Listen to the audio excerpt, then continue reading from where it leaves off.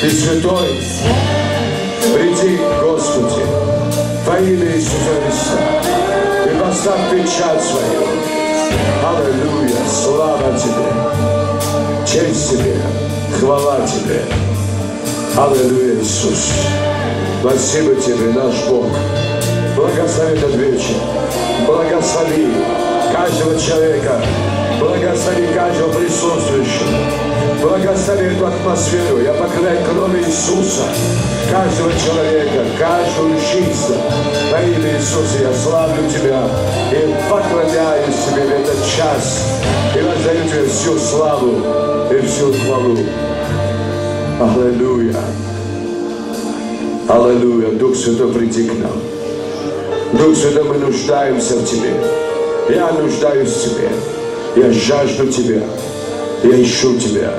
Отец Небесный. Я славлю Тебя и поклоняюсь Тебе. Во имя Отца и Сына и Святого Духа. И все нас скажут. Аллилуйя. Добрый вечер, церковь. Аллилуйя. С днем рождения. Церковь. 14 лет. Спасибо. Рад вас видеть. Рад вместе с вами поклоняться Господу. Рад быть опять в Киеве. Спасибо, пастор Игорь. Спасибо, Ирина, за приглашение. Приятно видеть снова знакомые лица всех. Благослови своего ближнего. Потряси, скажи, не мерзни. Скажи, поздравляю тебя с праздником. С днем рождения. Любите, огромное спасибо. Будьте благословенны. Садитесь. Паша, спасибо. Садитесь, пожалуйста. Аллилуйя. Вы меня слышите? Я себя не слышу.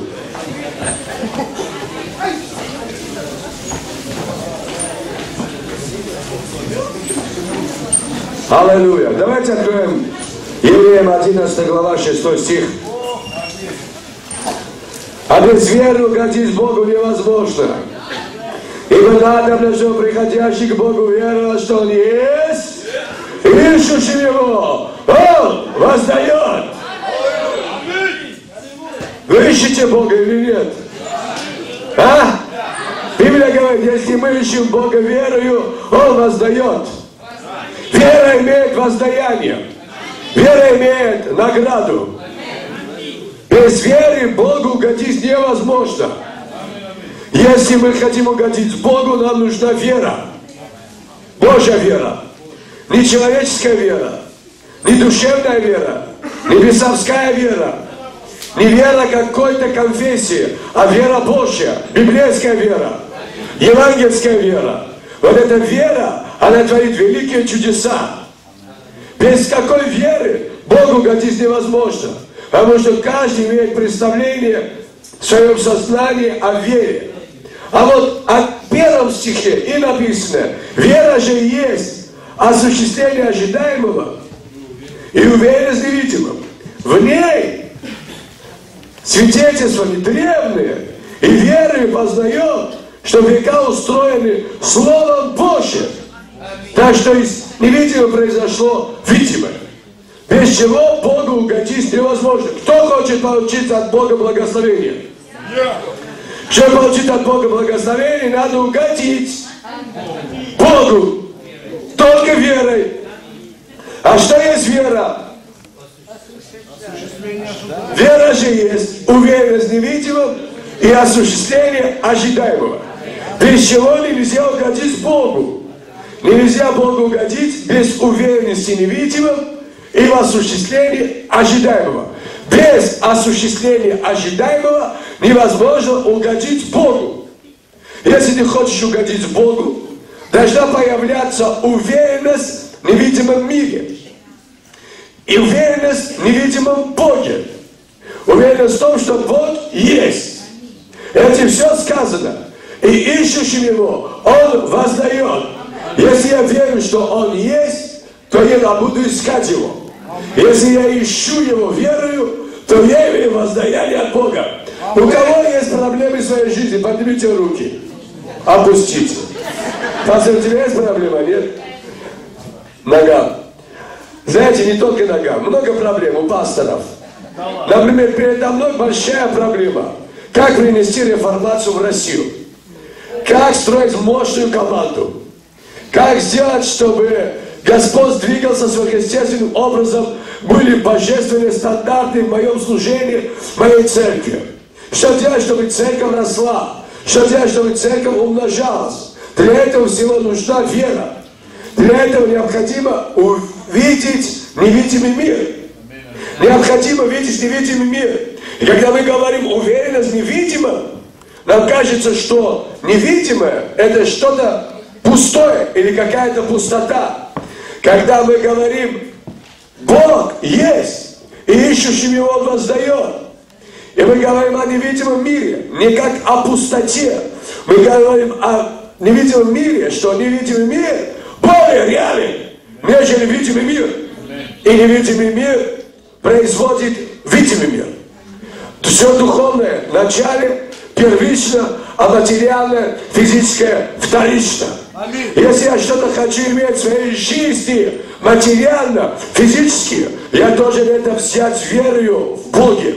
В невидимом мире, а в невидимом мире такое движение, в невидимом мире такая жизнь, так много есть для нашей жизни, для нашего духа, для нашей души, для нашего тела, для наших семей, домов, служения, церкви, города. Все, что нужно. Исцеление, освобождение, благословение, победа, свобода, чудеса, процветание, финансы, мозги. Все есть. В Боге все есть. В невидимом мире все есть. Для этого что? Нужна вера. Скажите, вера.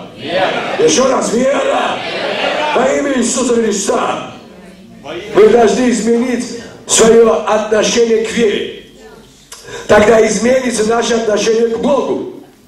Потому что если мы до сих пор веровали, и от этой веры нет пользы, нет плода, нет результата, то необходимо что-то изменить в нашей вере, в нашем сознании, в нашем мышлении, в наших молитвах, в наших поступках, в наших действованиях. Вы здесь нет? Поэтому прими решение. Возвучите, скажи, я принимаю решение. Еще раз скажи. Сильнее скажи. А теперь скажи, любое решение имеет свои последствия. Важно принимать правильное решение. Когда ты принимаешь решение покаяться, это решение имеет последствия. Ты получаешь жизнь вечную. Когда ты принимаешь решение верить так, как написано, ты начинаешь получать чудеса от Бога, потому что Бог не может не ответить на нашу веру. Бог отвечает на веру. Вера – это уверенность в невидимом и осуществление ожидаемого. И в ней есть свидетельство. Первое. Вера имеет свидетельство. Свидетельство – это дыхание веры. Свидетельство говорит о том, что у тебя вера живая. Апостол Петр говорит, покажите вере вашей. Апостол Иаков говорит, покажите веру вашу. Надо показать. Веру можно показать. Свою веру я могу показать. Можешь ли ты показать свою веру? Можешь ли каждый, сидящий в этом зале, может ли сказать, что у меня есть вера? Не абстрактная какая-то вера, я верю в Бога, который где-то там на небесах, а я верю в Бога, который во мне, и у меня есть свидетельство. Веру можно показать. Петр говорит, покажите вере вашей, там добродетель, рассудительность, братолюбие, благочестие. Веры так много есть внутри веры. А когда внутри веры есть что-то, тогда еще снаружи веры тоже что-то появляется. И тогда Яков говорит, покажите веру вашу из дел ваших. И тогда у меня есть вера, настоящая Божья вера, есть и содержание веры, и есть и плоды веры. И тогда моя жизнь, она другая. Вы здесь нет? Покаяние – это быстро. А изменение – это процесс. Мы, христиане, церкви, позволяем Богу нас спасти. Но мы не позволяем Богу нас изменить. Проблема в том, что мы хотим быть в том, что нам нравится, как нам удобно, как нам комфортно. Поэтому вера всегда выводит тебя из комфорта, всегда выводит тебя из удобства, всегда выводит из привычного состояния. Шаг веры. Мы верим Богу без всякого доказательства. Если я уже ищу доказательства, уже я не верующий. Если я вижу, это уже не вера. Я верю в то, что еще нету, еще не видно. Тогда я верю. Но если я как Фома, дай попробую, дай пощупай, дай вот это. Друзья мои, вера имеет свидетельство. И вера – это единственная сила, которая защитит нас от отступничества. Это серьезная защита от богоотступничества, чтобы мы ушли от Бога, чтобы потеряли свое призвание и ушли из церкви. Во имя Иисуса Христа мы верим великому и всемогущему Богу. Что есть свидетельство? Вера имеет свидетельство. Понимаешь или нет, что свидетельство – это плод веры. Не свидетельство рождает веру, а вера рождает свидетельство. Сегодня вы хотите слышать свидетельство. Свидетельство любое, оно рождает тебе веру в Слово Божье. Чтобы на основании Слова Божьего ты мог уверовать Богу. Единственная предпосылка моей веры в Богу – это Слово Божье. Это не мои чувства, не мои эмоции, это не то, что я вижу, это не то, что там я чувствую, это не то, что я переживаю. Единственная предпосылка для моей веры в Богу – это Слово Божье. Это обетование. Это то, что Бог обещал. Других предпосылок нету. Если я верю, что Бог спасает, я принимаю покаяние. Но если я думаю, что покаяние является основанием моего спасения, тогда я говорю, я недостаточно каюсь, я недостаточно молюсь, я недостаточно исповедуюсь. Но я понимаю, что без Иисуса Христа я не могу быть принятым Богом. И когда есть Иисус Христос, я принят Богом. И мне не надо, друзья, покаяние для спасения. Мне нужна вера для спасения. Покаяние – это плод веры. Но покаяние не рождает спасение. В Библии написано, мы спасены по благодати через веру. И вера рождает покаяние. И так рождается исцеление, так рождается чудо, так рождается победа в нашей жизни. Вера освобождает нас от своего старого «я», высвобождает мою свободную волю, делает меня свободным. Вера меня делает тем, кем я должен быть в Боге. И вера помогает мне делать те вещи, которые я раньше никогда не смог делать. Это и есть Божья вера, которая живет в нас. Вера имеет свидетельство. Это свидетельство говорит о том, что ты двигаешься со сверхъестественным Богом, всемогущим Богом, и есть реальный результат. Что есть свидетельство? Это проверенный и одобренный результат Богом. Это и есть свидетельство. Это проверенный и одобренный результат Богом. Если есть свидетельство, это означает, Бог проверил, Бог одобрил, и Бог поставил эту печать, это исцеление, это чудо, это процветание, это восстановление. Вера, без веры Богу угодить невозможно. Надобно, чтобы каждый, приходящий к Нему, уверовал, что Он есть, и ищущий Его Он воздает. Без чего нельзя угодить Богу. А что есть вера? Уверенность в невидимом и осуществление ожидаемого. Чего ты ожидаешь? Вау! Чего ты ожидаешь?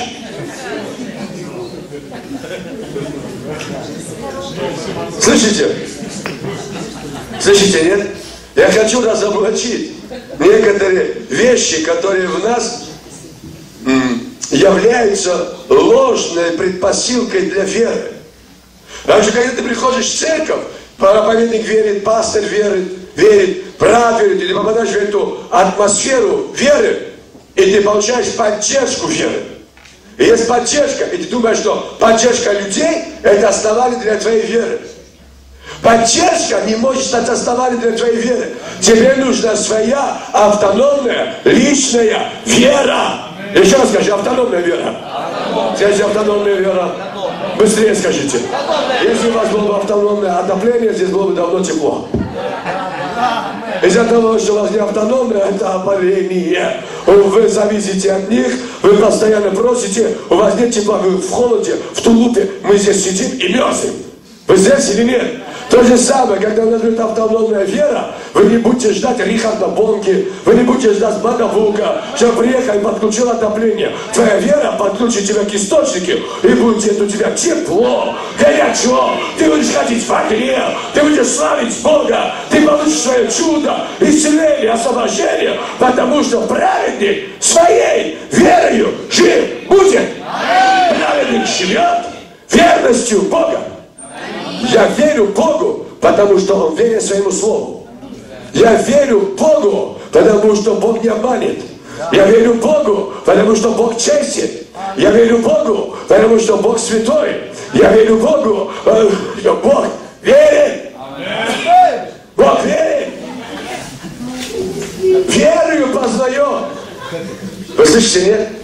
Что века устроены Словом Божьим. Слово Божье является основанием нашей веры. Не моя улыбка является основанием твоей веры. Не настроение пастора является основанием твоей веры. Не отношение людей является основанием твоей веры. Не давление, не общественное мнение. Послушайте, мы не должны зависеть от людей. Мы должны зависеть от Бога, от Слова Божьего, от Священного Писания. И Библия в твоих руках. У кого есть Библия? Поднимите руки. А Библию можете поднять? Поднимите Библию, у кого есть Библия в руках. Держите. Алло. В машине. Библию, сестра, Библию. Это... Вот Библия. Вот. Это не Библия, это мобильник. Иди, звони. А вот Библия, вот Библия. Вот оружие, вот оружие. Вот кто без оружия пришел? Кто без меча пришел? Как вы можете воевать с дьяволом? Ты что, дьявол по голове дашь? Это что? Ты, ну слушай, это не Библия. Это не Библия. Что читать? Там ничего нету. Все здесь. Все откровения в этой Библии. Все. Аллилуйя. Только в этой. Аминь. Ты понимаешь? Основанием моей веры является обещание Бога. Бог обещал. Вот и все. Бог обещал в своем слове, что ранами Иисуса ты исцелен. Ты веришь в это? Верь в это. Слово Божье. Не то, что кто-то придет, возложит руки, а просто ты веришь, что Бог верит. Ты написано, что надо, чтобы приходящий к Нему верил, что Он есть, и ищущий Его что? Он воздает. Итак, вы верите? Что значит искать? Что значит ожидать? Ожидать – это и есть искать. А если мы ожидаем, в ожидании ищем, я уверенно ожидаю свое будущее. Я имею уверенность в свое будущее. И я не сомневаюсь в свое будущее. Поэтому я не буду разочарован. Я не буду посрамлен. Я никогда не буду внизу. Потому что Бог обещал. И Бог обещал. Бог дал слово. Бог дал обетование. И Его слово является источником и основанием моей веры. Аминь. Верою мы познаем. Вера выдерживает испытание временем. Это и есть терпение.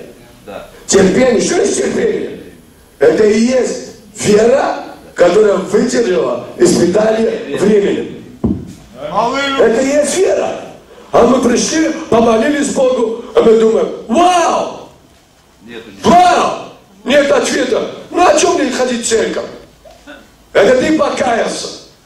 И то покаяние надо совершить свое. Спасение надо совершить. Покаяние надо довершить. Не сразу ты покаялся и в Царство Небесное попал. И изменение это тоже процесс. И мы сидим со своими заквасками. Что есть закваска? Закваска это то, что меняет первоначальный продукт. И так прилепляется, что даже если тебе это не нравится, эта форма, и дает новую форму. Тебе не нравится эта форма. Мне не нравится такая форма христианства. Но ты не можешь отлепиться, потому что закваска это сильная штука. Что-то нужно от Бога, что нужно сверхъестественное, должно прийти к нам, чтобы заквасить нас по-новому, чтобы у нас была настоящая Божья вера во имя Иисуса Христа. И тогда будут в нашей жизни великие чудеса. Вы здесь или нет? Алло.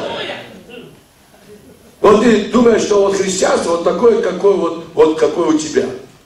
Вот думаешь, вот так реагировать, это самое правильное. Вот ты думаешь, сидеть вот так головой махать, это вот правильно. Вот ты думаешь, вот так славить, это и есть настоящая вера. И ты думаешь, что вот твоя церковь, это и есть вера, глубоко ошибаешься. Бог больше, чем эта церковь, чем эти стены, чем твое и мое понимание, чем твое и мое состояние, чем твое и твое настроение, чем твои мои чувства. Чувствую, не чувствую, переживаю, не переживаю, еще что-то. Друзья мои, надо что-то изменить здесь. Изменишь образ мышления, изменится твоя жизнь, изменится твоя вера, изменится твое хождение в Боге, перед Богом, изменится твоя молитва. Если ты хочешь что-то получить новое, ты не можешь со своим старым мышлением получить что-то новое. Если ты делаешь некоторые вещи, которые не возбуждают твой дух, там веры нету. Вера возбуждает дух. Вера приносит огонь. Знаешь, когда я пою, когда я славлю, когда я проповедую, когда я служу, когда я свидетельствую, это все возбуждает мой дух. Я делаю это в возбужденном состоянии, мой дух возбужден. Это написано, Господь возбудил дух народа, возбудил ревность, возбудил дух, возбудил. Вера возбуждает дух, дух богоискания. Вера приносит эту жажду по Богу, как Захей искал Бога. У него появилась вера, и он захотел видеть Иисуса. И он не успокоился до тех пор, пока не поднялся на дерево. Потому что он был маленьким ростом, и он посмотрел на Иисуса среди народа. Иисус видел его жажду. И вера, он искал. Вера ищет Бога, он искал и нашел. Иисус вошел домой. И когда Иисус вошел домой, что произошло? Иисус вошел в сердце. Он не остался таким же, каким он был. Он был злой налогосборщик. Он был такой эгоист, он был жадный. И он 4 шкуры снимал с народа. Но когда Иисус вошел в его дом, он изменился. В нем произошли индивидуальные изменения. В нем произошли функциональные изменения, в нем произошли структурные изменения на всех уровнях. Изменилось его мышление, изменилось его сознание. Он изменился, сердце изменилось. Сердце начало реагировать на Бога, на нужду людей, начал обличать его, он начал по-другому мыслить. И его функциональные, то есть действования изменились. Он позвал всех обидчиков, он позвал всех людей. И он говорит, этому 4, этому 2 раза больше отдаю. Возвращал деньги. Понимаешь? И потом структурные изменения, общественные изменения. Что это? Как ты думаешь, если в этом городе маленьком, он был известный человек, богатый человек, жадный, он сдирал, он был налогосборщик, и потом он изменился, отдавал деньги. Людям, иди сюда, Вадим, я тебе даю там, сколько я тебе забрал, 10 тысяч, отдаю 400 тысяч. Иди сюда, Вадим Кузьмич, у тебя забрал 20 тысяч, отдаю тебе там 500 тысяч. Вот да, Васильевна, сколько у тебя забрал? 30 тысяч, отдаю тебе 1 миллион. Как вы думаете, эти люди получили свои деньги? Вы увидели измененного Захея, ждали, приходит сегодня к себе домой, говорит, вау, Иисус вошел к Захею, и он изменился. Представляете, Иисус это сила, Иисус это живой, Иисус это души. Естественно, в городе начали перемены, соседи начали меняться, деревни начали меняться, подъезд начал меняться, лестничный марш начал меняться. Вы здесь или нет? Одноклубники начали меняться, одноработники, все работают, все. Потому что Иисус входит домой. Иисус Когда Иисус в тебе, ты меняешься, мышление меняется, твое поведение, твои поступки, твои молитвы. Ты не можешь быть всю жизнь в этой закваске, проклятой, фарисейской. Иисус говорит, берегите закваски фарисейской, которые есть ложное, лицемерное учение. Надо от этой закваски просто избавляться. Должно прийти учение нашего Господа Иисуса Христа. Вы здесь или нет? Вы здесь или нет? Алло! Алло! Вы зря сидите, что ждете, когда кто-то вас согреет. Не дождетесь. Этого директора очень теплая квартира, теплый дом, ему хорошо. Это тебе надо думать, чтобы здесь было тепло. Поэтому измени мышление, и здесь завтра будет тепло.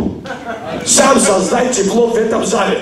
Так и сам создай себе Божье чудо, Божью жизнь в своей жизни. Это твоя личная, автономная вера, индивидуальная, сокровенная вера. Я понимаю, такие проповеди не нравятся церквям, народу. Нравится, когда приехали, за тебя все делали, голову помыли, тебя помыли, в сауну повели, все, там массаж сделали, погладили. А теперь иди, ой, какая церковь, ой, какой пастор. Пристав, накормили, напоили, одели, переодели, прическу сделали, маникюр, педикюр, все сделали. Аллилуйя, и спели, и перепели, и все. И праздник оформили, бутерброд раздали. Все, вот эта церковь. А тут надо верить, а тут мне самому надо напрягаться. А тут мне самому надо что-то. Да, представь себе. Эй, привыкли, халява не катит. Все. Вера не терпит халявы. За все надо платить цену. А мы платим цену, когда мы осуществляем сами ожидаемое. Это и есть та цена, которую мы платим, ты и я. Вы здесь? Или нет? Вам не нужна такая вера, правда? А?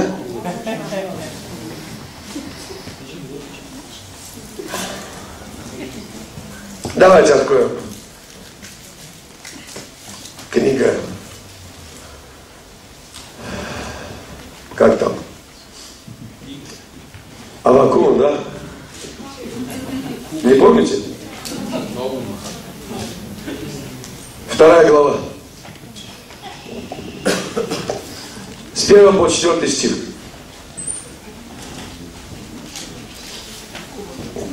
На стражу мою стал я, и стоя на башне, наблюдал, чтобы узнать, что скажет он во мне, и чтобы мне отвечать по жалобе моей.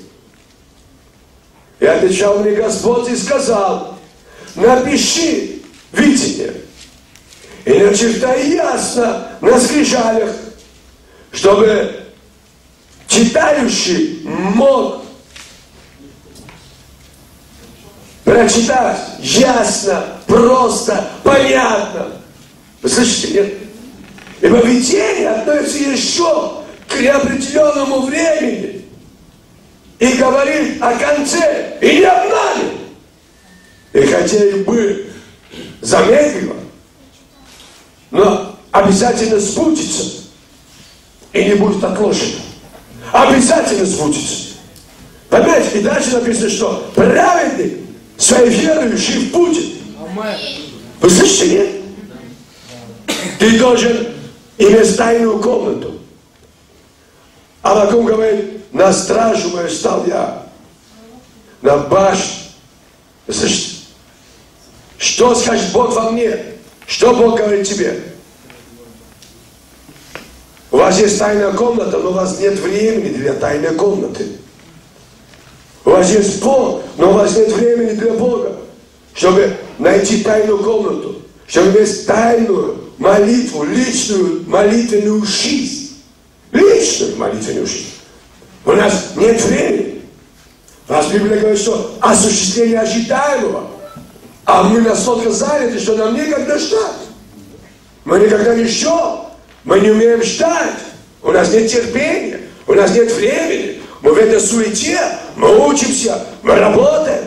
Мы заняты. Даже многие служители, пасторы настолько заняты, что им некогда когда закрыться в тайной комнате. А Аввакуму было когда закрыться в тайной комнате. И говорит, я пошел, чтобы увидеть, что Бог кажет внутри. Бог внутри нас. Бог говорит внутри. Бог говорит сердце. Бог говорит сердце. И когда я, говорит, пошел помолиться Богу, жалобы мои ему рассказать, чтобы он отвечал мне по жалобе моей. И когда я так молился, Бог не просто ответил на жалобу, а он просто пришел, дал видение. И говорит, а теперь ясно пиши, начертай ясно. Ты понимаешь, нет? Да.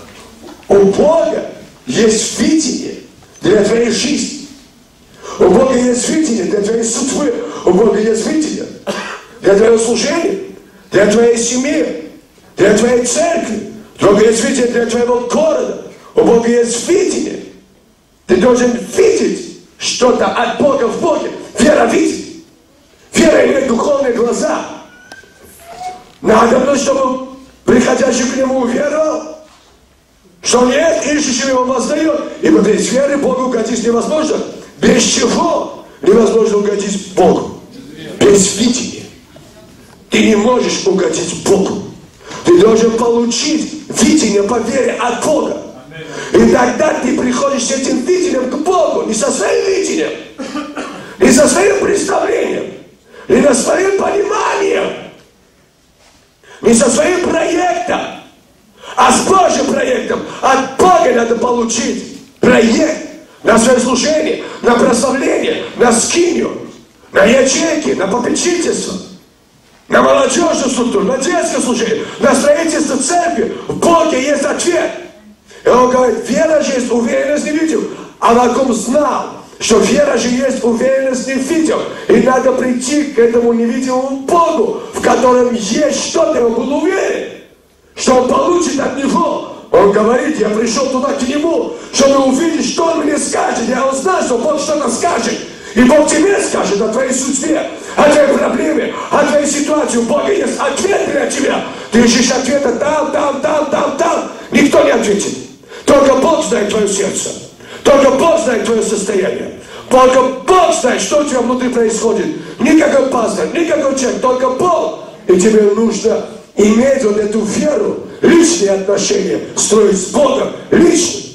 Самому прийти к Богу в тайную комнату. Прийти и молиться Богу, чтобы Бог открыл тебе что-то. Это очень важно. Получить от Бога. Потому что страх тоже рисует свои картины. Неверие тоже строит свои картины. И все, что ты в своей жизни говорит, смотрите, Бог говорит пророку, сын человеческий, что ты видишь? Слышите? Что ты видишь? И когда Елисей шел за Ильей, Илья говорит Елисею, слышишь, Елисей, я скоро буду взят.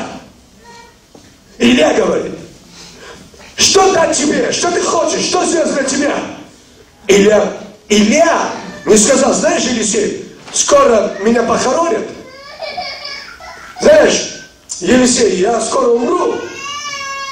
Знаешь, Елисей, скоро я буду в гробу. Вот, я завтра умру. Вот. И придешь ко мне за сутки. И перед моей смертью, я тебе кое-что дам. Нет! Илья знал, что он будет взят. Илья имел веру, что Бог его возьмет. Он имел ответ о своей кончине, как будет поднят на веса. Он говорит, я буду взят.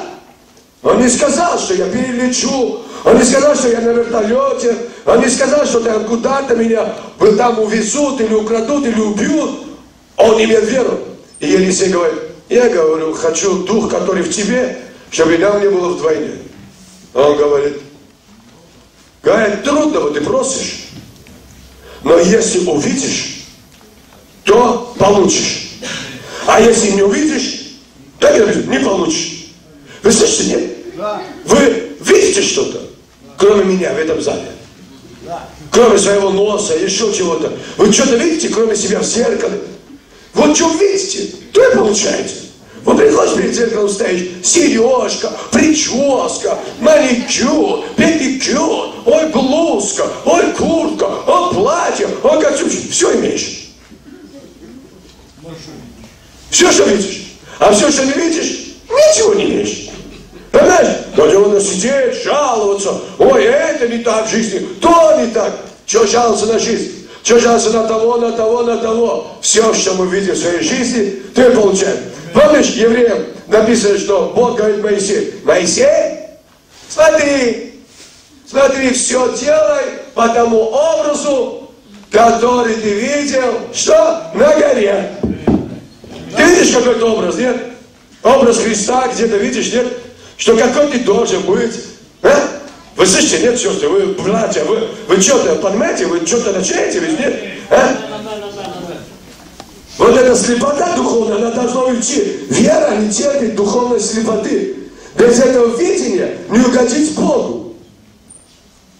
Видение заставит тебя двигаться. Видение рождает стремление.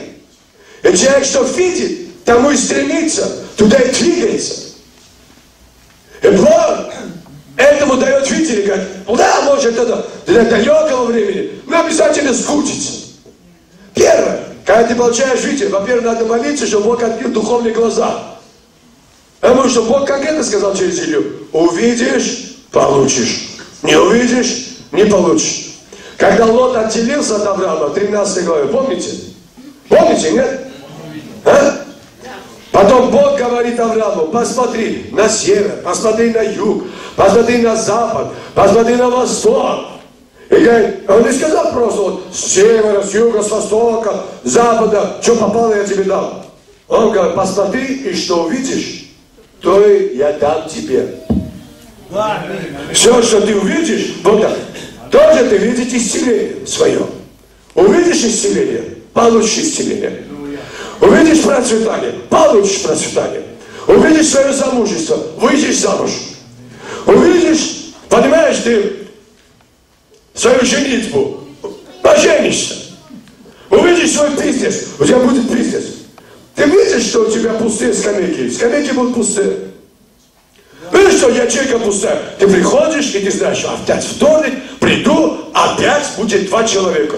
Вот как веришь, как видишь, приходишь, так и у тебя 2 человека. Многие пасторы мне говорят: мы там, у нас по средам столько людей, а по воскресеньям людей много. Потому что так верите. Потому что так видите. Я объявляю войну, и объявляю войну, я никогда не смиряюсь, и никогда не смирюсь, что по воскресеньям такое количество, а по средам такое количество. Что вижу, то и получу. Ничего не увижу, ничего не получу. Таков Божий принцип. Так говорит Слово Божье. А теперь верь, как ты хочешь. А теперь живи дальше, как ты хочешь, как жил, как молился. Но когда у тебя есть конкретное видение, и ты хочешь, чтобы в твоей жизни было, в твоей молитве конкретное, не абстрактное: Господи, благослови всех святых по всему лица земли. Аллилуйя! Господи, благослови всех пресвитеров. Я за всех молюсь. Не надо за всех молиться. Молись за то видение, которое Бог дал тебе. Молись за то видение, которое Бог дал твоему пастору. Вот за это все надо молиться. И вот это надо реализовать, чтобы это все стало плотью. Вы здесь или нет, церковь? Алло! Ты должен видеть исцеление своей семьи. Ты должен видеть восстановление между мужем и женой. Ты должен видеть это. Ты должен что-то видеть. Ты должен видеть: ой, там дети мои такие, ой, там он наркоман, или она наркоманка, она плохая. Вот видишь наркоманку, вот она наркоманка. А вот ты увидишь, что она святая, чистая. Она в церкви, посмотри своими духовными глазами, что она здесь славит Бога и поклоняется Богу вместе с тобой. И ты увидишь, Бог ответит: взять громче, а что-то я не понимаю. Да, я тебе дам. Я громче. А то я сам голос, забыл вообще здесь.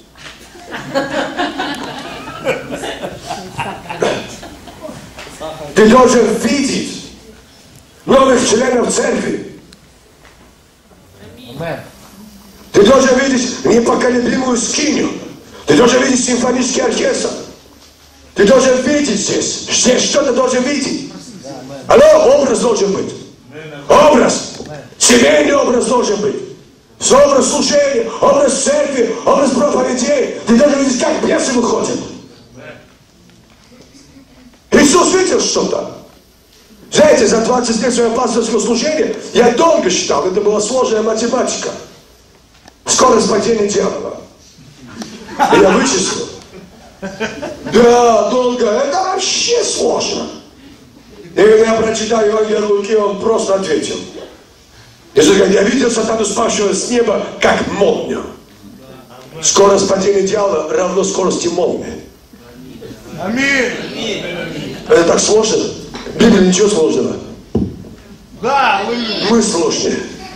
Мы люди сложные. Мы все усложняем внутри себя. А когда Бог приходит, понимаешь, нет? Первое, вы пишете, нет? Вы что пришли? Кто пишет? Я. Ну-ка подметьте, кто пишет? А что вы пришли? Я приехал учить вас конкретно. Первое, запишите видение, которое Бог дал. На бумаге. Запишите видение. Надо видение документировать. Алло, не надо говорить, все в голове я держу. У меня все в голове. Зачем? У тебя голова слишком маленькая. Чтобы вместить то, что Бог может дать тебе. Тебе в голову пришли пару умных предложений, умных мыслей, ты уже ходишь, о, я уже откровение, ага. А вы знаешь, у Бога сколько откровений? Их надо вот так законспектировать. Знаешь, вот так, конспектировать, вот так, конспектировать. Знаете, какая тетрадь? Это самая моя лучшая тетрадь из всех тетрадей. Знаете, столько здесь откровений. Я все пишу. Все пишу. И когда приедешь домой, у меня такая пачка тетради. Не потому что я проповедую, потому что Бог много говорит мне. Почему? Будь своим балом. Бог поставит тебя над большими.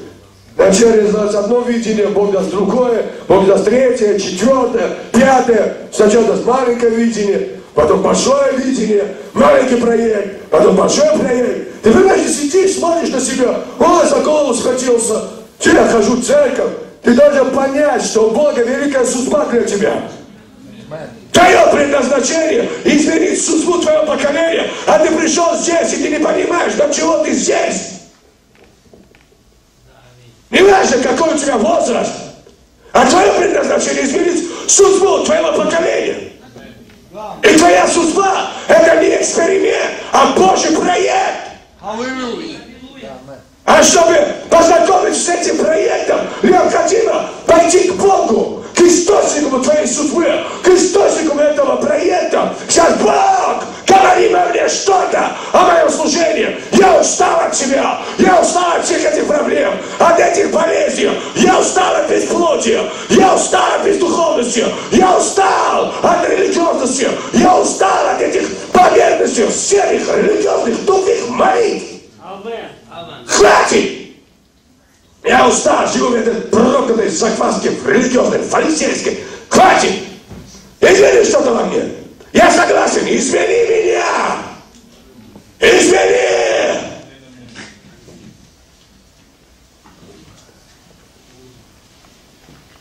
Второе. Сделай свое видение доступным для других людей. Чтобы ясно напиши, чтобы читающий легко мог понять. Алло! Мне Бог что-то сказал. А что сказал? Не скажу. О, не скажу. Не говори. Тайна сия велика. Мне сказал, а не тебе. Да, есть вещи интимные, пожалуйста, не говори. Но есть конкретное видение. Я всем рассказываю. Собирай команду пасторскую, собирай церковную команду, приезжай к вам, я все расскажу, что мне Бог говорит. Передаю вам. Приехал и сказал, а мне Бог кое-что сказал, я вам не скажу. Вот так. Ничего. Мне это напоминает, как Павел говорит, мы письмо Христова все читаемые, и узнаваемые. Чтобы читающий ясно мог прочитать твое видение, чтобы было понятно, что ты хочешь от Бога, что ты хочешь из этой жизни, что ты хочешь, чего ты хочешь достигнуть. Вообще хочешь чего-то достигнуть или нет? Да. Алло! Или у тебя такая крутая жизнь, кем спасен? Ура, товарищи! У вас одни просто христианские марши. Семейные парады у вас. Аллилуйя.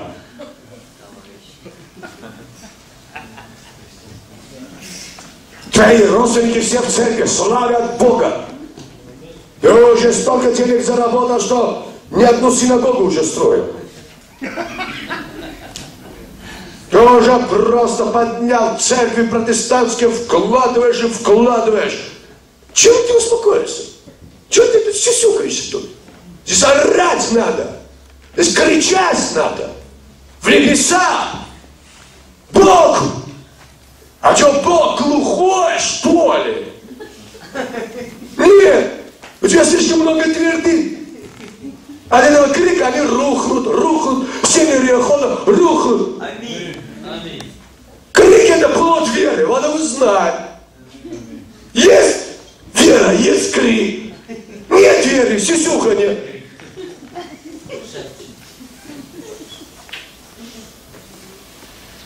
Я верю, поэтому кричу. Как я верю, поэтому говорил. Пророк говорит: в костях моих я чувствую огонь. Я не могу молчать. Я буду кричать.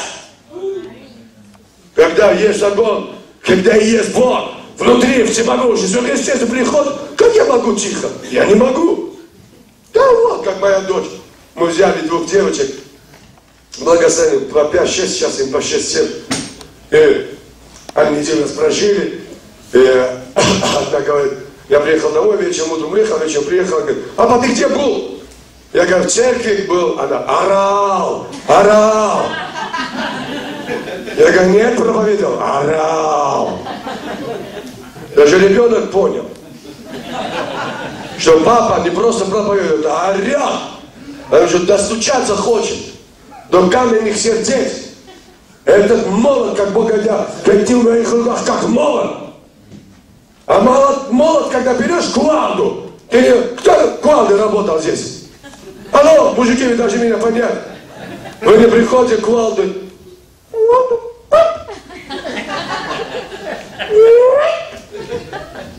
Это не ниточка, как в игольные уши хочешь заткнуться. Это сестры могут это делать. А мужик берет кувалду.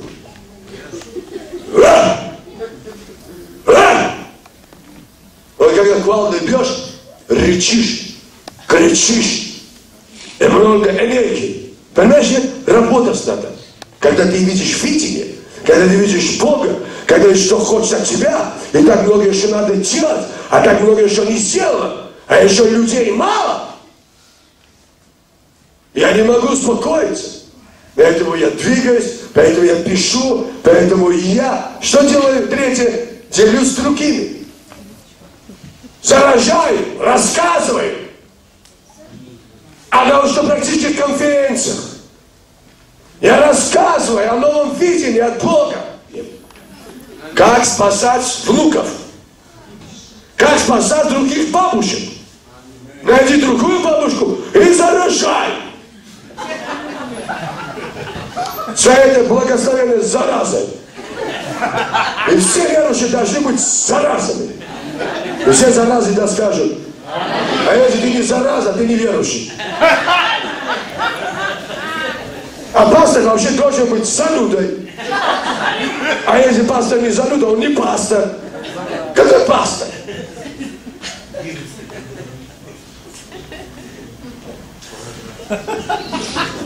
Четвертое. Запомни, видение, когда ты получил от Бога, обязательно исполнится. Обязательно, непременно. Я верю, что исполнится. Аминь. Это от Бога пришло. Поэтому я уверен в видео, поэтому я осуществляю, я ожидаю этого, я двигаюсь в это, я работаю, я послушал, я пощусь, я молюсь, я щетую, я двигаюсь, я конференции провожу. Вы слышите меня? Да. Пятое. Жди. Ждать не можем. Некогда. Нам вечно некогда. Нет времени ждать. А нам вот нужно терпение. Говорит Петр: вере вашей покажите что? Терпение. Да, если терпение, добродетель запомнил. А терпение не знал, да? А есть терпение там, терпение. Скажите, все братья и сестры, вера имеет терпение. Говорите. Еще раз. Еще раз. Скажите, Господи, дай мне терпение. У сестер более-менее терпение. Правда? Потому что они 10 месяцев ждут, 10 месяцев ждут. Мужик никогда не ждал бы 10 месяцев. Мужик уже на втором, на третьем месяце уже что-нибудь сделал бы, вот ребенок уже появился на этот свет. Они ждут, ходят, за спинку делают, туда ходят. Ай, и чего он такой? Ай. А мужик, у него никогда терпения нету. Мужики не умеют ждать, хотят сразу, сейчас и здесь. Да. Поэтому ласки не дают жене. Сразу думают, что они пришли, они крутые, халат скинули, жена упала.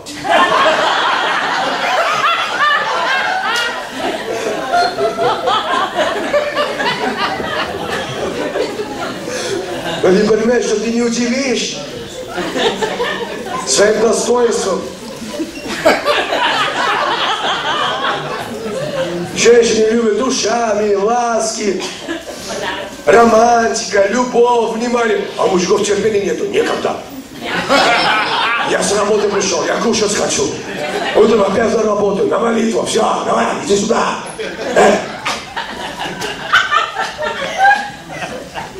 Ждать надо. Вы получили от Бога, зафиксировали. Где?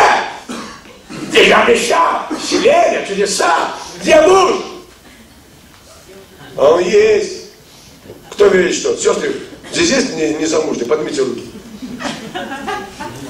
Ну, чего так поднимаете? Пусть холостячка, это не грех. Слышите, нет? Поднимите. Вот смелее. Разрушите все комплексы. Знаете, у меня 2 комплекса всего лишь. Один на Горького, 1 церковное здание, второе моя деревня, мой дом. Других комплексов у меня нет. Меня освободили от всех комплексов, мои дети. Вы слышите? Нет? Алло, поднимите руки. Ваш муж есть в Боге. Идите к Богу. Братья, поднимите руки, кто не женат. Чего вы плачете? Успокойтесь. Войдите в покой, спите спокойно.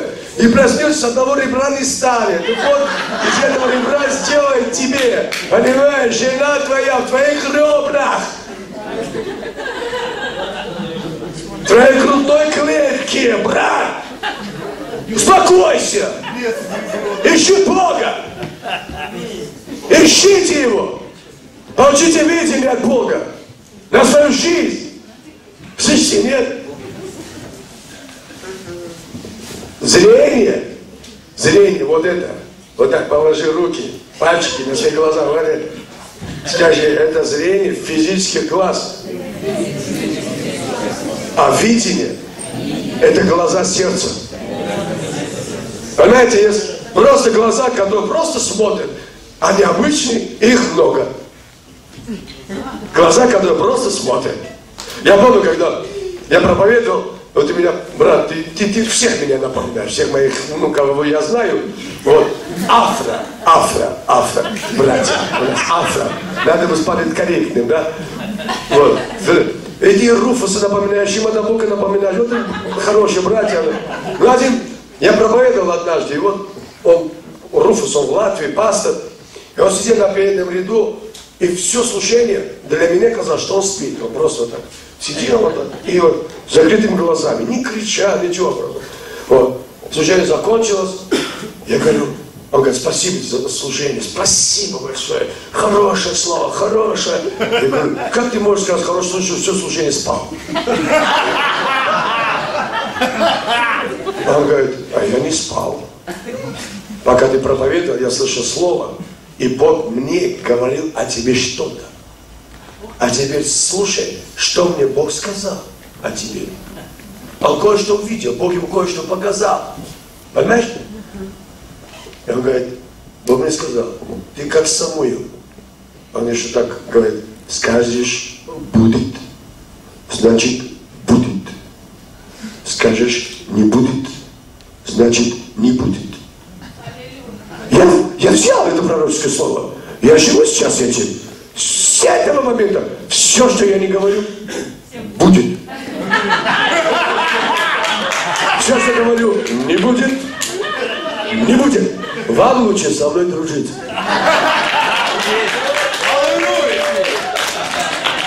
Алло!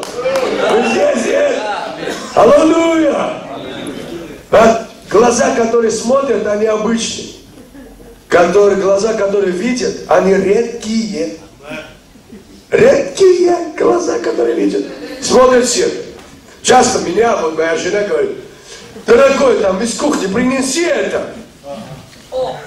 Я говорю: хорошо, дорогая, пошел. А где она лежит? Там, рядом, там, с микроволновкой. Я ищу полчаса. Ты где пропал? Я говорю: да нету. Да есть, только что я сама положила туда. Ну нету. Мне просто, я прихожу, стою, ну нету. Понимаешь? Надо немножко хотя бы вот так идти, как ты смотрел. Или вот так. Или вот хотя бы вот так. Или хотя бы вот надо что-то вот приподнять. Может, нет, мы приходим. Нет!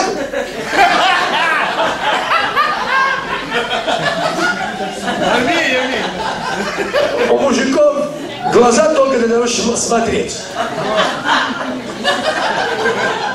Особенно иногда, когда они туда смотрят, и в попу как об стоп, шишка появилась. О, прикол, дьявол, какой дьявол? Блуд у тебя сидит в глазах. Разве не так? Мужики ничего не видят, хотя и смотрят. Она придет: вот же!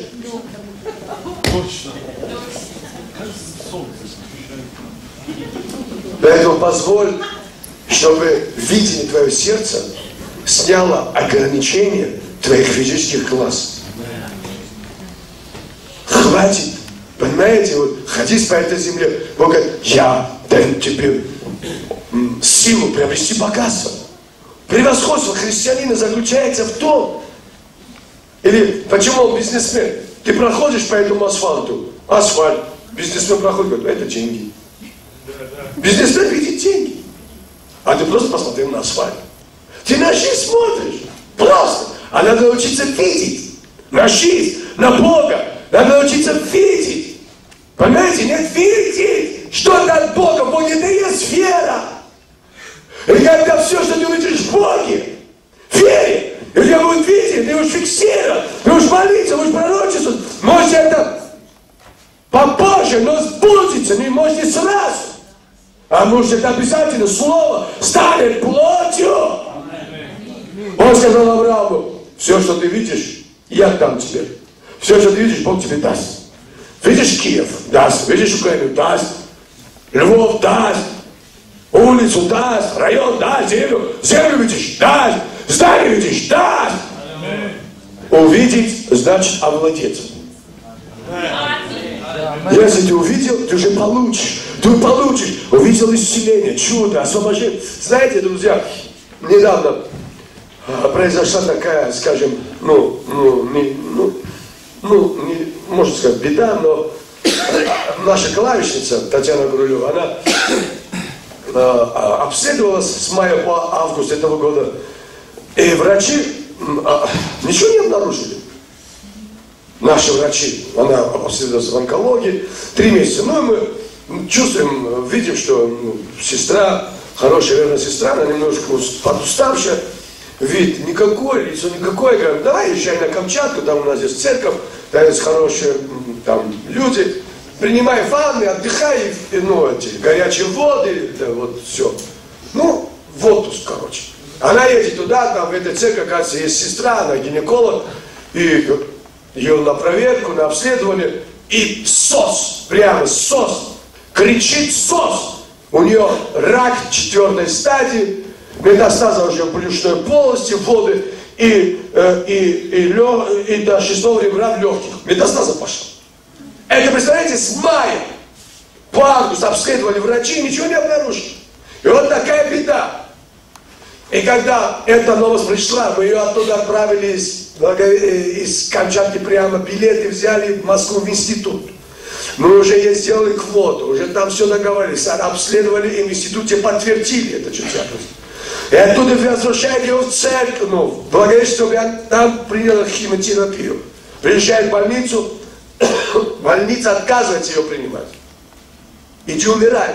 4-я стадия, надежды нет. Мы молились, церковью молились, и Бог сделал некоторые вещи, пошел навстречу, и в это время я улетал в Южно-Сахалинск. Она прилетает утром, я молюсь за нее, и я в это же утро улетаю в Южно-Сахалинск. И в это время прилетают из Южно-Сахалинска, из Южной Кореи врачи верующие, группа. Они приезжают уже, в какой год обучают наших российских врачей. Вот, я договариваюсь с ними, они сидели на служении, все профессора, директора, там, клиники, сидят и слушают слово. И служение закончилось, они говорят о служении, они говорят о откровениях, они духовные, они спиренные, они вышли, все врачи, пели хором, поздравляли церковь с днем рождения, врачи, они входят в лучшую тройку, в мировое, вот это вот, ну так скажем, вот движение вот этих всех лучших врачей. Такие серьезные, авторитетные. Мы договорились, мы ее, чтобы ее забрали в Южную Корею. А Благовещенские отказываются. Мы использовали силу и власть, чтобы ее положили. И не делали ей химиотерапию. Опять используем силу и власть, чтобы химиотерапию сделать. Потому что это большое удовольствие стоит. $6000 одна химиотерапия стоит. Мы сделали химиотерапию, и знаете, я так, но в это время, когда мы молились, я просто реально увидел, что дьявол хочет опустошать скинию. И я просто провозгласил в Духе Святом, что дьявол, тебе не удастся ее вырвать из скинии. И она стояла, и будет стоять в скинии, она будет здесь, и будет служить Богу, и будет славить Бога. И знаете, мы что видим? Мы ее отправили, там 2-я химия, 3-я, там Бог благословляет, мы помогаем, наша сестра. В этом и сила единства, в этом и сила церкви, в этом и сила, что ты в Боге и в семье. Ты не один, и не одна, запомни. И она получает сейчас большую поддержку и молитвенную. И прошло сколько времени, вот сегодня что, ноябрь, в августе, это сентябрь, октябрь, 2,5 месяца. И пришло слово от Бога, пророческое слово, что женщина, ты освобождаешься от недуга своего. Это было высвобождено. Это была последняя молитва за нее. И она уехала. И знаете, уехала, она живет там, она там играет в церкви на клавишах, она там служит в южнокорейских церквях, показывает наши диски, многие хотят приехать к нам в церковь Благовещение. Им все это нравится, но она одновременно не просто лечится, она еще служит и распространяет семена Евангелия. Сегодня Южная Корея нуждается от наших проповедей, нашего служения. На самом деле без всякого преувеличения. И вчера мне звонила, я не взял это, звонила мой администратор, мы были в Москве, Михайловичке, я уже поделился. И что говорят? Что говорят, что в легких чуть-чуть уже воды почти нету, вообще чуть-чуть осталось. То есть это недостаток. В брюшной полости вода в ноль. Врачи говорят, если так пойдет, мы даже, может, и не будем оперировать. Сохраним женские органы, откуда вот эта зараза пошла, и она в будущем может даже рожать. Вы понимаете, о чем речь идет? Все, что ты видишь, ты получишь. Увидишь чудо, получишь чудо, увидишь исцеление, получишь исцеление. Увидишь спасение твоего города, получишь спасение твоего города. Увидишь покаяние людей, что люди каются. Увидишь, ты евангелист, не просто тупо иди, понимаешь, евангелизируй, получай видение от Бога. Получай видение от Бога. И потом молись, постись за это видение. И потом проповедуй, евангелизируй, свидетельствуй. Ты увидишь покаяние людей, ты увидишь спасение людей. Лидер прославления, лидеры структур, бизнесмены, мужья, жены, дети. Если вы хотите, ваши родители были спасены, не надо на них крест ставить. Ой, там эгоист, ой, там алкоголик, он там вот такой сякой. Ты посмотри на него другими глазами. Посмотри, как Бог касается. Увидь, как Бог, сила Божья сходит. Как твоя молитва работает. Начинай видеть что-то, что изменит твою жизнь. Изменит жизнь твоей семьи. Жизнь твоего города. Жизнь твоей нации. По большому счету. Вы здесь, нет? Вы понимаете, о чем речь идет? И плюс без видения, узрения нет надежды. Поэтому глаза потухшие. Когда сердце имеет видение, глаза твои физические горят. Горят. Потому что здесь все горит. Кипит. И здесь жизнь внутри. И в глазах, и в ногах у тебя жизнь. Любое изобретение, любое достижение, любые открытия были сделаны хоть в науке, хоть в экономике, хоть в духовных сферах. Это были сделаны людьми, которые имели видение, которые верили в это видение, которые знали. Вы слышите, нет? Поэтому видение определяет нашу судьбу. Видение делает нас настойчивыми. И то, что ты сегодня имеешь в твоей жизни, это не отражает реальность того, что Бог приготовил для тебя. У Бога другая судьба, у Бога другое видение, у Бога твой проект, у Бога другое совершенно. Смотрите, Авраам, в чем гениальность Авраама? Потому что он видел что-то. И Иисус говорит о Аврааме. Смотрите, Иоанна, Евангелие от Иоанна, 8 глава.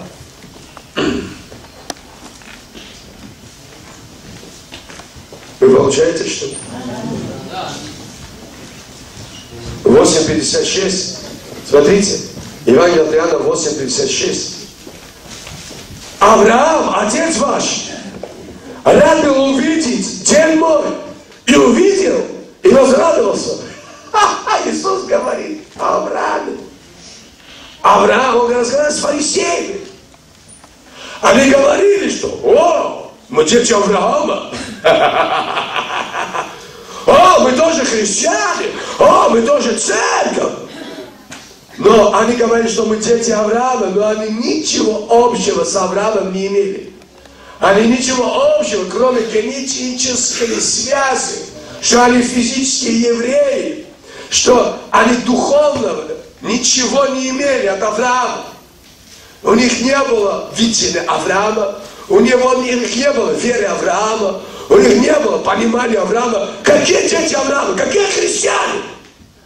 И он говорит, Иисус говорит, тогда Авраам хотел бы увидеть день мой, и говорит, и увидел, и возрадовался. Авраам видел день Иисуса. Авраам видел день воскресения. Авраам был человеком веры. Он жил когда? Ему никто не проповедовал о Христе. Не было библейских школ, не было конференций, не было церквей. Но Авраам видел. Сейчас ты приезжаешь, говоришь о Христе, говоришь о чудесах, рисуешь образ Христа в церквях, конференциях.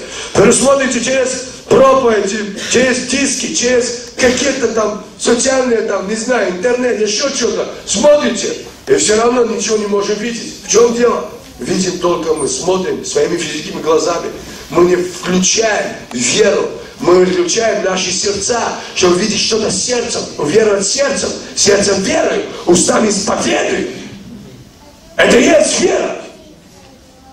И Авраам видел день Христов и возрадовался, когда ты видишь, ты радостный, ты веселый, никакой депрессии, никакой печали. Я не могу в печали идти на репетицию, я не могу печально идти тут, понимаешь, там, церковь, на служение, на конференцию, опять церковь, опять жертвовать. Я жертвую, потому что не просто, а я по делу. Я жертвую, потому что у меня есть видение, оно должно реализоваться. Я реализую свое видение, я реализую свою судьбу, я реализую свой проект, я реализую свое спасение. Видишь ли что-то или нет? Я добрался до вас или нет? Да. Я достучался до ваших сердец, до ваших ушей, духовных ушей. Потому что все, что ты увидишь, получишь. И когда Илья был взят, Елисей увидел, ой, колесницы огненные, кони огненные. Ой, отец мой, представь, это же фантастика. Ты представляешь, нет? А для тех 50, которые следовали за Ильей издали, он поднялся в вихре. Они видели только вихрь. А Елисей увидел не вихрь. Он видел такси небесное. Он видел, что как там огненные колесницы пришли, присели, Илья и поднялись. Почему тебе говорят? Елисей видит, что он пошел на небо, все, пошел домой. А эти говорят, пойдем поищем. Почему? Потому что они смотрели физическими глазами, поэтому жили предположениями. Если ты до сих пор живешь предположениями, у тебя нет веры. Они жили предположениями, пойдем, а вдруг не добросил этот вихрь. А непонятно где Илья, где за горах, на дереве, торчит где-то. Да, как будто парашютист спустился, там где-то висит, там какой-то непонятно. А если говорят, ребята, никуда не ходите, его нету на земле, все, Бог его забрал. Да ну, пойдем поищем, давай. Пошли, поискали, вернулись, вымотанные, уставшие. А я же вам сказал, не ищите. Вы что по сторонам, вы что бегаете? В то, что вы ищете, на мне. В войне. Что вы ищете? Кого вы ищете? Вам не нужно, уже все на небе. То, что нужно было, он оставил милость. Вот что главное. Вы за кем идете? Видите ли, вот почему. Вы знаете, нет? Вы должны видеть не человека, он приехал, там, Вадим Приведену. Мы увидели Вадима, вот каков у нас Вадим. Вы не должны видеть Вадима, вы должны видеть дух, который в Вадиме. Вы должны видеть мудрость, вы должны видеть что-то в нем. И это духовные вещи, это просто ловится. Это не просто между строками, между строками в стихе. Из Библии много чего есть, что там не написано, но там понятно. Вы здесь, нет? Да. Воздайте славу Богу немножко.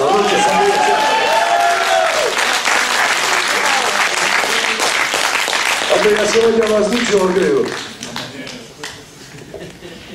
Смотрите, 11 глава. Чего? Он где чего? А чего? Иоанна чего? Вы?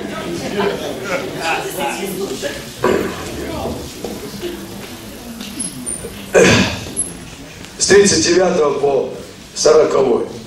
А дальше уже будем говорить устно. 39-40. 39-40. 39-40. 11 глава. Иоанна.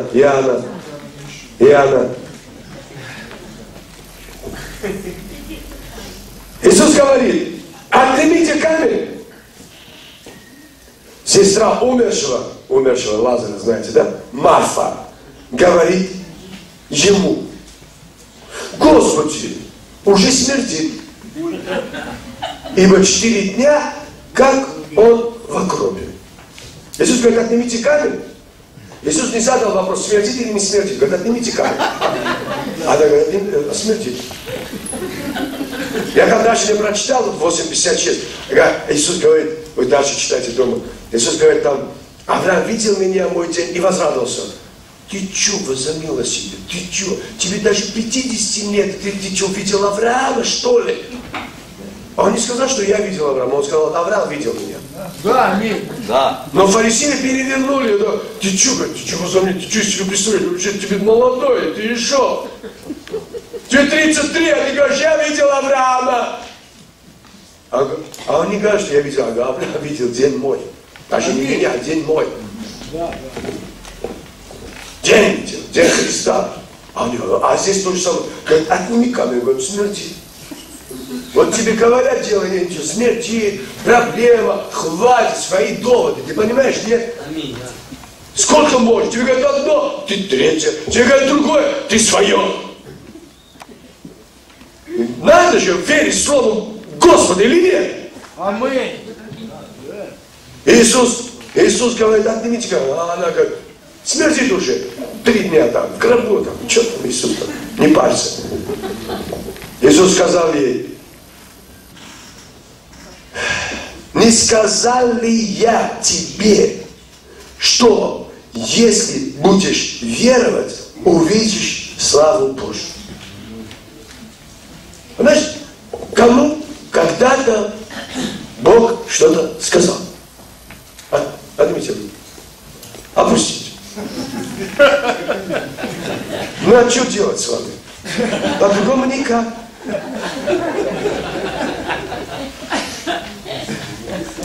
Какая разница, кто что говорит?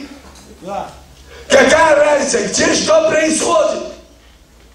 Не сказал ли я тебе, если будешь веровать, увидишь славу Божию? Если Иисус тебе сказал, это дай аминь.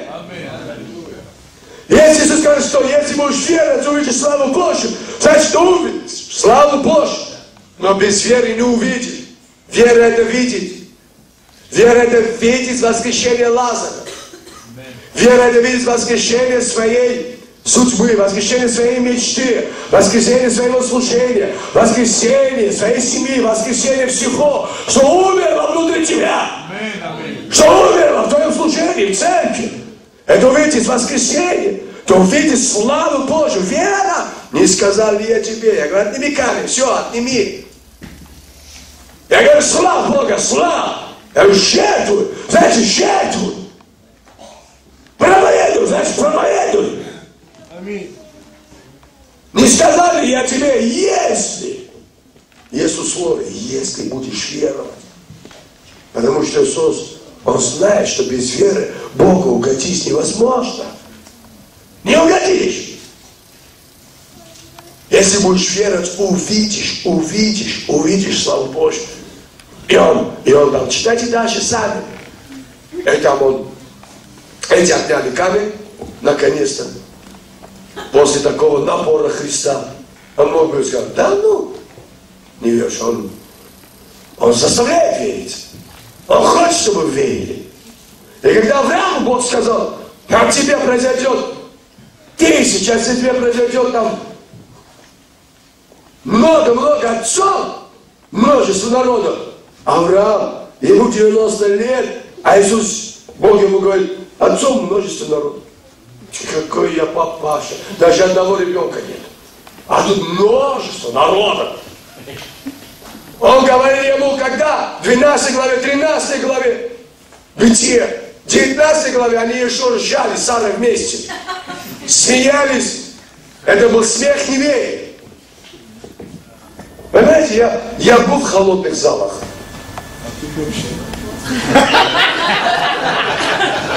Проповедовал в холодных залах.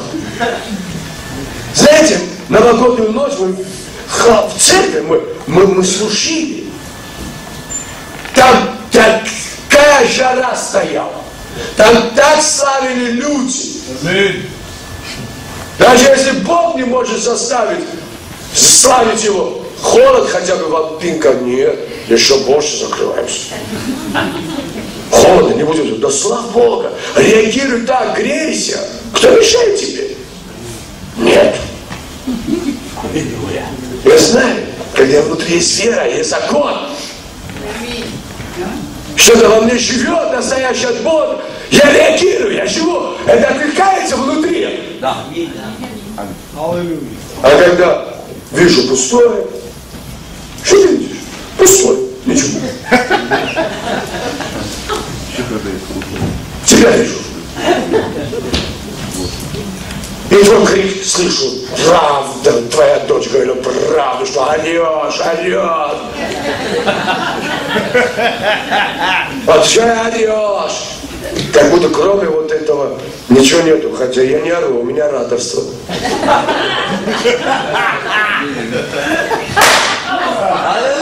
Аминь. Знаете, я читал книгу Бенни Хинна, говорит, однажды я приехал на собрание, просто хотел взять что-то просто разбить прямо вот, стеклянно перед тем, чтобы они хоть вот делали.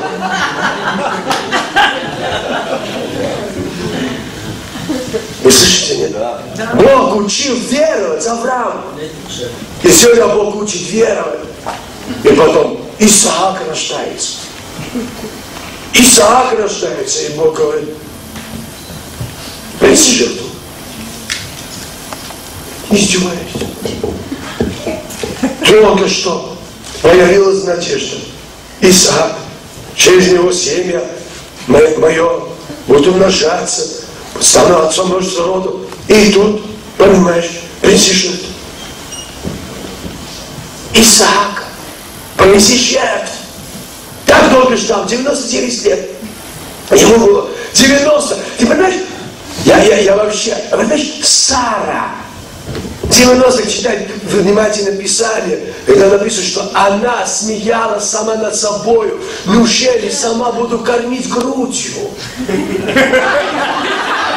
90-летняя, что подумают соседи?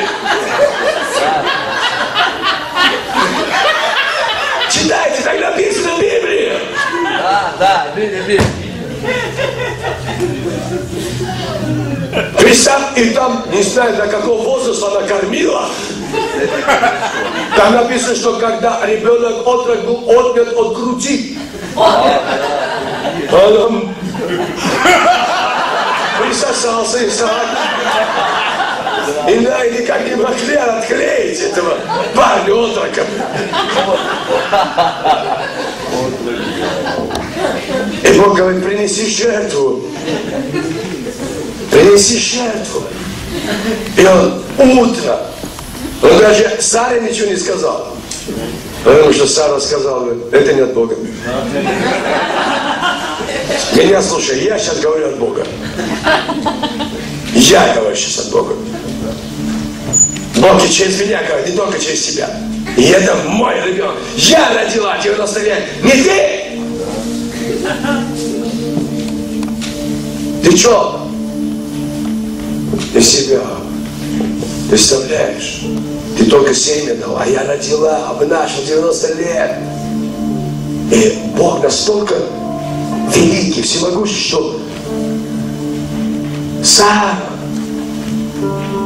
настолько выглядела круто, красивая женщина, что царь берет ее в гарем. Если бы она была бы как бабушка,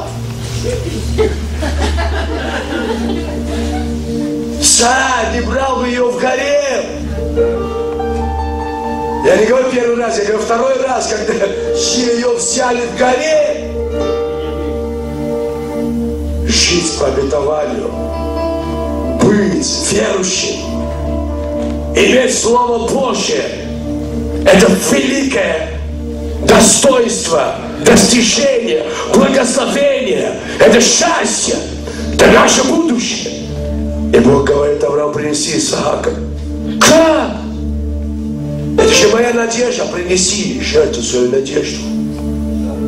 Это то, через что я должен стать великим отцом множества народов.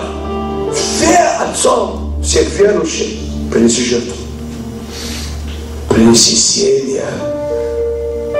То, на которое ты уповал. Семя, с которой ты связал надежду. Это и есть жертва.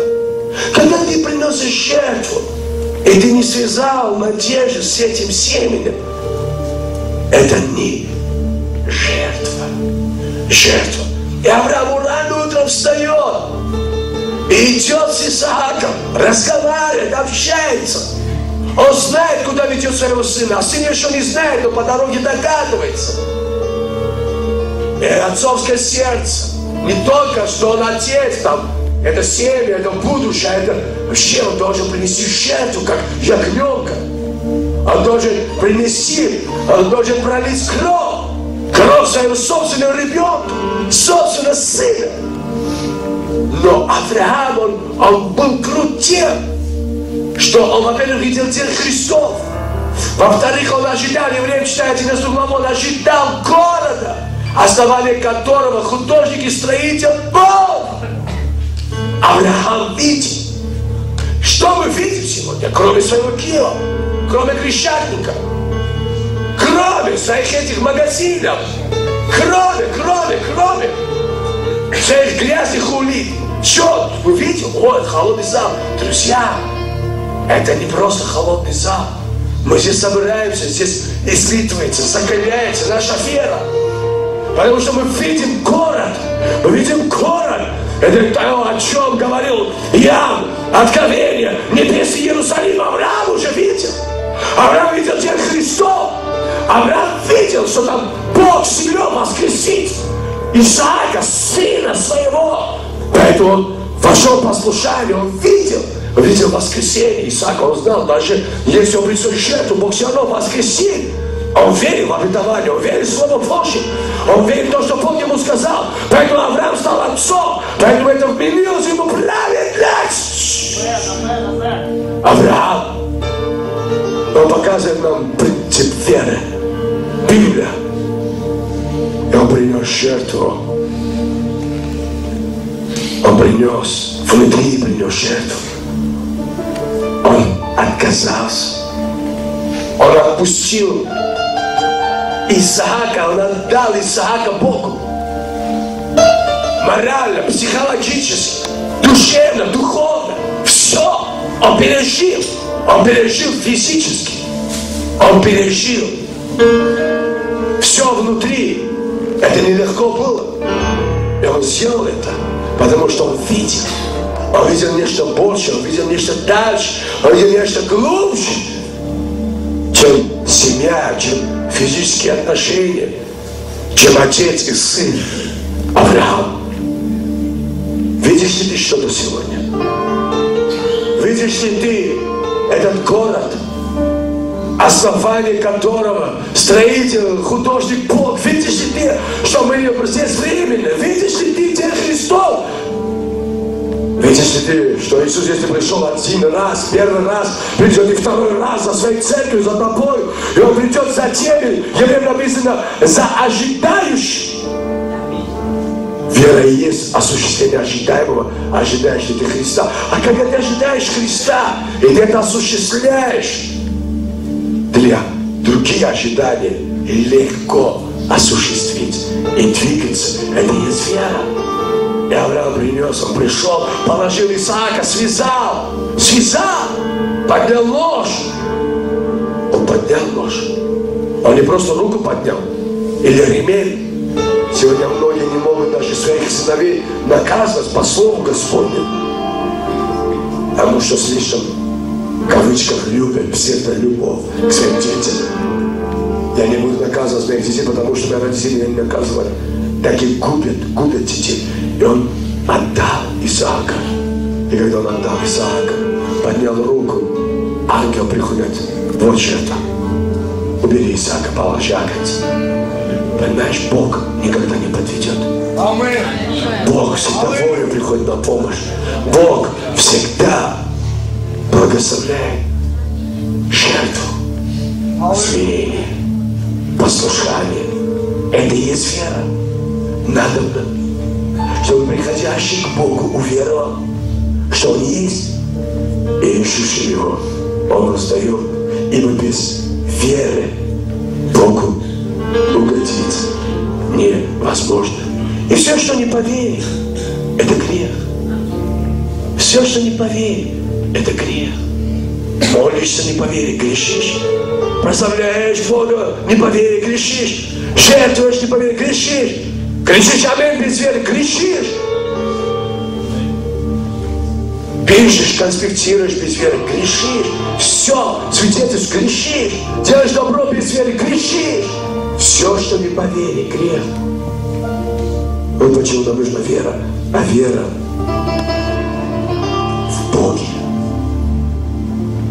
Корни веры в Боге. Его Слово, Его обетование, Его обещание. Господи Боже. Ребята, у нас великая судьба. У тебя великая судьба. У тебя великая судьба. Твоя судьба от Бога. Твоя судьба от Бога. Запомни, твоя судьба не зависит от людей, твоя судьба зависит от Бога. Если Бог решит его благословить, поднять, чтобы ты был на высоте, как Авраам, никто не помешает. Дух Святой работает только с верой. Слово Божье — источник веры. И Дух Святой. И пусть Дух Святой направит вас на путь веры. И пусть Дух Святой поможет вам проанализировать свое сердце, свое мышление, свои мысли, свои отношения с Богом. Проанализируй свое служение, свою жизнь. Пусть Дух Святой поможет тебе. Потому что Павел пишет, смотрите, верили ли вы вообще? Важно делать самоанализ. Верю ли я? Или я уже по инерции двигаюсь? Давно по инерции? Или я двигаюсь уже давно по опыту моему? Я уже опытный христианин. Господи, Моисей уповал на свой опыт. И Бог сказал, не увидишь обетованного. Увидишь, но не войдешь. Слышите? Он увидел и не вошел.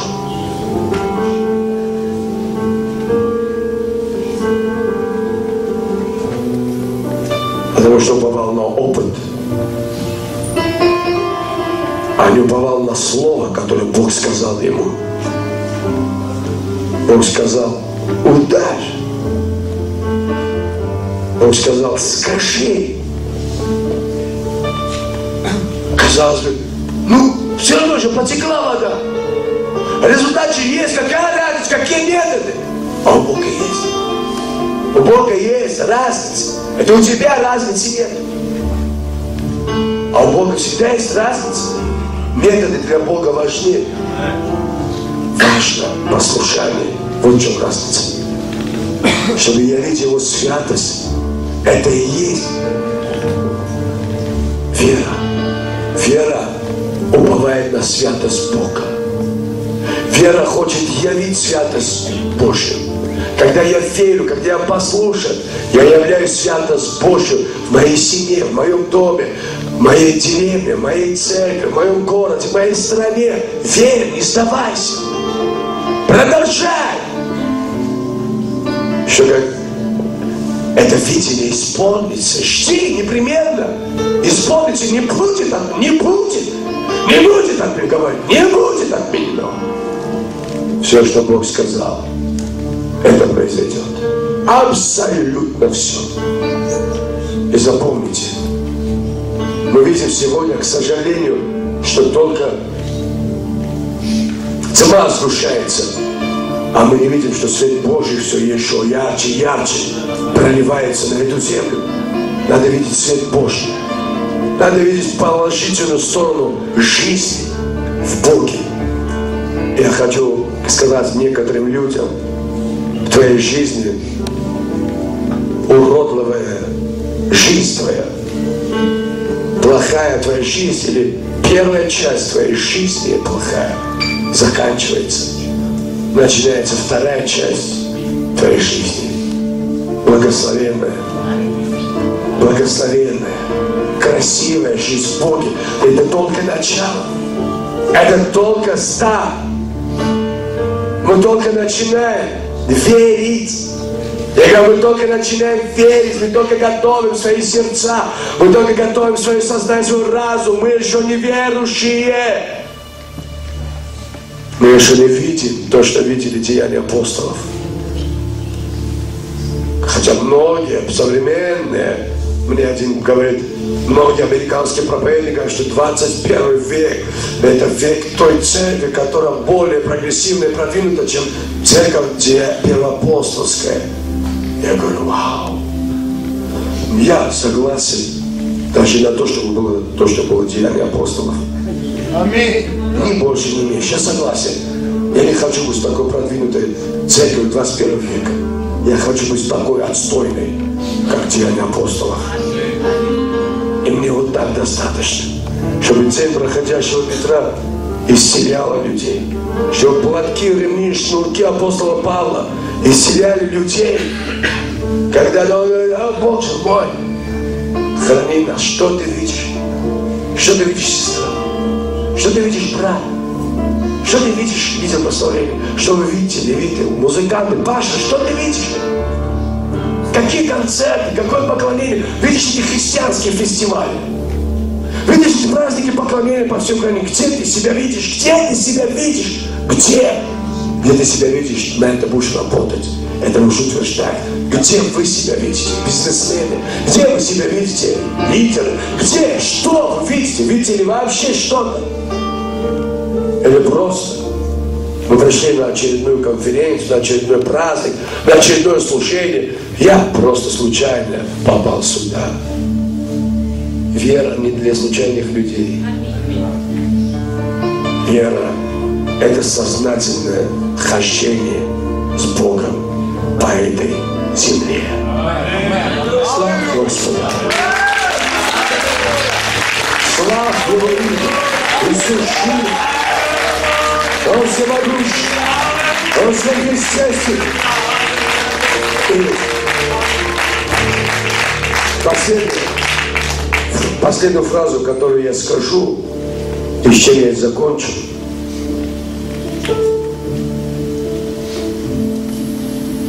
А дальше живи как хочешь. После этой проповеди. Не возможности, а не вероятности являются реальностью. Такова реальность. Это и есть вера. Потому что если ты уповаешь на свои возможности, это не вера. Но если ты уповаешь на невероятность, это и есть вера. А все, что делает Бог, это невероятно. И наш Бог невероятный. Наш Бог непредсказуемый. Наш Бог вездесущий, всемогущий. Наш Бог, Он сверхъестественный.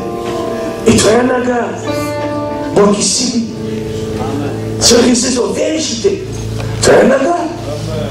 Любая кислота исчезает по слову Бога. Во имя Иисуса Христа. Любая боль, любая болезнь, она исчезает во имя Иисуса Христа. Есть Бог. Мы верим в Его Слово. Мы верим в Его кровь, силу. Они победили Его. Кровь Агнца. Кровь Агнца. И пусть в твоей крови будет кровь Христа. Верь в это. И ты увидишь исцеление, увидишь чудо. И ты увидишь, если уверуешь, увидишь.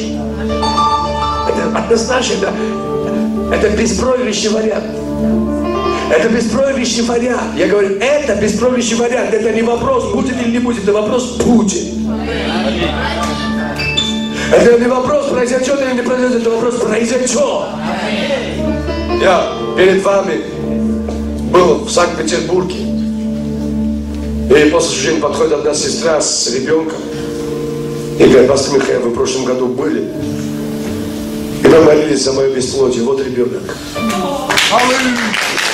Знаете, он реально невероятно.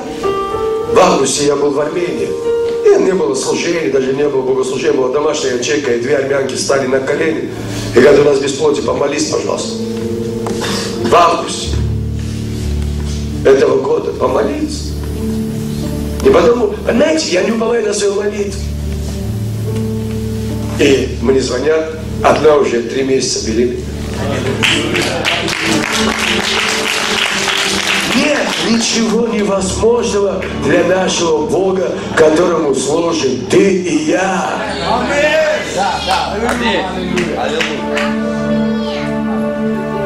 Что ты видишь? Я всегда видел прославление. То, что в Риге у пастора Алексея, то, что в Рок-Пасле. Я всегда хотел иметь это. И я сегодня достигаю этого, приближаюсь к этому. И у меня получается это. Завтра Бог покажет другое. Я вижу сегодня другое. И Бог ведет туда. Все, что мы видим в своей жизни, однозначно получаем. Вы слышите, нет? А выйти ли вы в небеса? Или вам вера нужна только для этой земли? Чтобы жить для этой земли? Выйдите вы в небеса. Тянет ли небо вас? Как? Это как? Ладно, не буду. Друзья, Авраам ведь отец Христов. И поэтому он искал город. Не потому что Бог сказал, я тебе даю обетованную землю. Он этот город сказал, он от того города ожидал. И он куда ни приезжал, шатер пустил, жертвенник поставил, поклонился. Это не тот город, что-то не клеится. Идет туда, другое, и это не то. И он постоянно, ты понимаешь, ни из одной квартиры переезжать не хочешь. Снимаешь, устал уже. Там 2 сумки, 2 баула и все. 1 стульчик, а это 318 у него рабов. Столько богатства. Все, ребята, Бог сказал, мне показал город, идем. Опять они все смиренно, без роботов, встают, послушание с Авраамом и передвигаются. И потом 318, эти все пастухи и рабы становятся воинами, идут с царями воюют. С Авраамом. Авраам видел. И они начали видеть с Авраамом. Стали верующими, хотели. И Авраам был чужой на обетованной земле не потому, что он был из Ура Халдейского, а потому, что он знал, что его город тот. Мы здесь чужие. Я чужой не потому, что я из Армении. Я здесь чужой, потому что я имею небесное гражданство.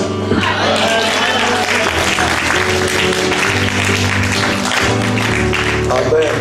И он мог принести жертву, семя, поклонение, жертва, поклонение, а потом Исаак, потому что он видел. И он это делал с великой радостью. Амен. Приготовь свои жертвы, приготовь свои семена. Не просто и неспроста. Ради того, чтобы ты мог войти в тайную комнату и получить видение от Бога. Принеси семя ради видения. Принеси семя ради видения. Хватит жить без видения. Видение, которое придет от Бога. Цель, которая придет от Бога, будет дисциплинировать твою жизнь. Конкретизировать свои молитвы, твои просьбы, твое движение. Поэтому принеси именно такую жертву сегодня. Настоящую жертву, настоящее семя. Семя, на которое ты уповал. И думал, что это принесет тебе будущее или продвинет тебя вперед. Это семя в чем-то, где-то. Принеси эту семя.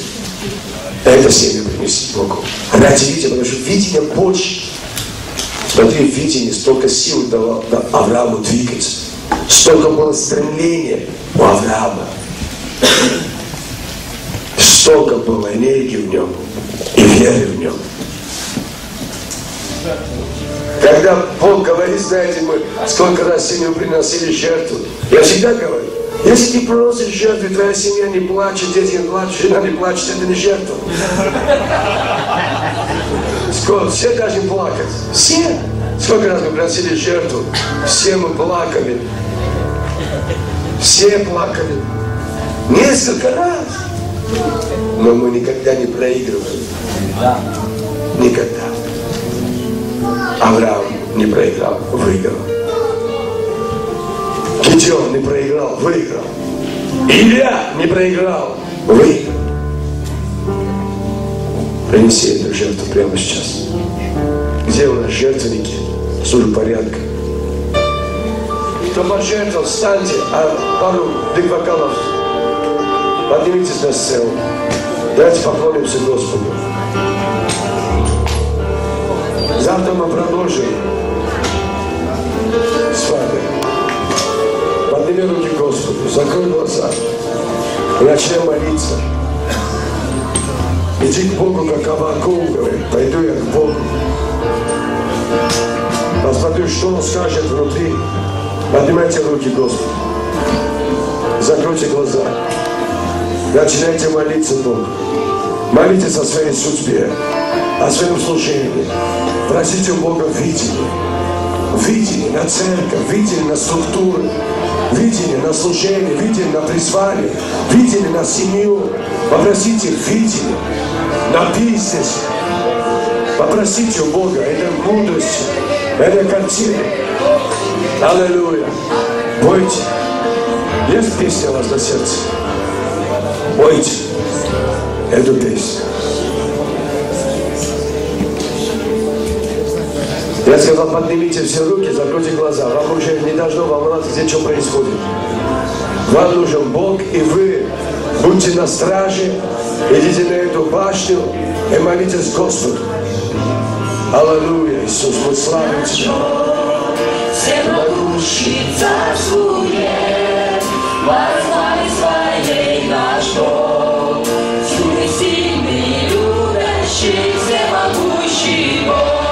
Пой Наш Бог, громче пой. царствует, Народ Божий. возглаве своей наш Бог, всюду сильный, любящий, всемогущий Бог. Наш Бог, всемогущий царствует, возглаве своей наш Бог, чудный, сильный, любящий, всемогущий Бог. Наш Бог, всемогущий царствует, возглаве своей наш Бог, чудный, сильный, любящий, всемогущий Бог. Наш Бог, всемогущий царствует, возглаве своей наш Бог, чудный, сильный, любящий, всемогущий. Наш Бог любящий Бог. Возглаве своей наш Бог, чудный, сильный, любящий, всемогущий Бог. Наш Бог любящий, всемогущий Бог. Всемогущий царствует, возглаве своей наш Бог, чудный, сильный, любящий, всемогущий Бог. Аминь. Наш Бог, всемогущий Бог.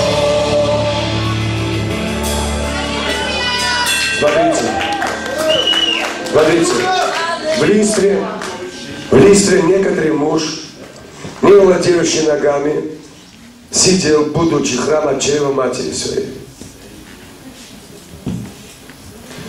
И не ходил никогда.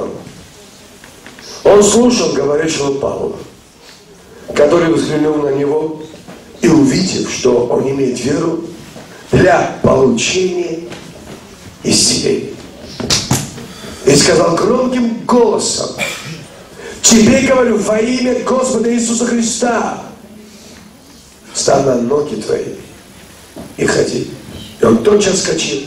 Понимаете, проповедники, когда проповедуют, они тоже видят кое-что. Где есть вера? Где нет веры? И говорит, он увидел, что тот имеет веру для получения своего чуда, для получения своего исцеления. И поэтому к нему и подошел и говорит громким голосом: во имя Иисуса. Вера вытягивает помазание. Вера вытягивает Слово Божие. Вера вытягивает Слово. Вера вытягивает пророческое Слово. Вера вытягивает исцеление. Подумай над этим. И завтра мы встретимся в 10 часов и в 2 часа. Аминь. Слава.